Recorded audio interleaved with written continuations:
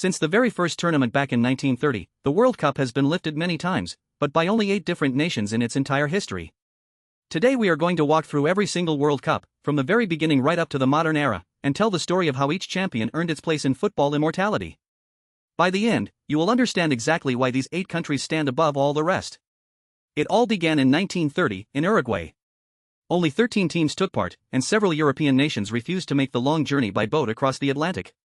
Uruguay, the hosts and the reigning Olympic champions, beat their great rivals Argentina 4-2 in the final, becoming the very first champions of the world in front of an ecstatic home crowd. Italy then dominated the 1930s. Under enormous pressure at home, they won on their own soil in 1934, and then retained their title in France in 1938, becoming the first nation ever to win the tournament twice in a row.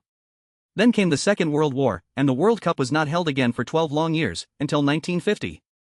That 1950 tournament, back in Brazil, ended in one of the greatest shocks in all of sporting history, as Uruguay silenced the giant Maracana stadium to beat the hosts and claim their second title. 4 years later, in 1954, West Germany produced a miracle of their own, coming from 2 goals down to beat the brilliant, seemingly unbeatable Hungary in the final, a result still known to this day as the Miracle of Bern. Then the world met Brazil at their very best. Inspired by a teenage Pele, they won their first title in 1958 in Sweden, playing football of breathtaking beauty and flair. They retained it in 1962 in Chile, even after Pele was injured early on, with the brilliant Garrincha carrying the team almost single-handedly. In 1966, England finally had their moment, winning their only World Cup on home soil, with Geoff Hurst scoring the only hat-trick in the entire history of a final. In 1970, Brazil returned with what many still call the greatest team ever assembled, sweeping aside Italy in the final to win their third title and keep the original trophy forever. The 1970s then belonged to the European hosts. West Germany won at home in 1974, overcoming the brilliant total football of the Netherlands and the genius of Johan Cruyff. Argentina won their first title at home in 1978, amid noise, ticker tape, color, and no small amount of controversy. The 1980s opened with Italy claiming their third title in 1982, powered by the goals of Paolo Rossi, who had returned from a long suspension to become the unlikely hero of the whole tournament. Then, in 1986, came the tournament of Diego Maradona, who almost single-handedly carried Argentina to glory in Mexico, producing both the hand of God and the greatest solo goal ever seen, in the very same unforgettable match. In 1990, West Germany gained their revenge over Argentina in a tense, bad-tempered final to win their third title, just before the country reunified.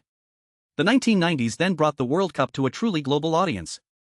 In 1994, in the United States, Brazil won their fourth title, beating Italy in the first final ever decided by a penalty shootout, settled at last when Roberto Baggio fired his kick high over the bar. In 1998, France won their first ever World Cup on home soil, with Zinedine Zidane scoring twice in a memorable final against Brazil. The new century then opened with redemption. In 2002, Ronaldo recovered from the heartbreak of 4 years earlier to fire Brazil to a record 5th title. In 2006, Italy won their 4th, beating France on penalties in a final remembered forever for Zidane's shocking headbutt and red card in the very last game of his glittering career. In 2010, Spain finally reached the summit, winning their first ever World Cup thanks to an extra-time goal from Andrés Iniesta against the Netherlands. Then came the modern giants. In 2014, Germany, now reunified, won their 4th title in Brazil, after that unforgettable 7-1 demolition of the hosts in the semi-final. In 2018, France won their second title, powered by a brilliant young Kylian Mbappé, who was still only 19 years old.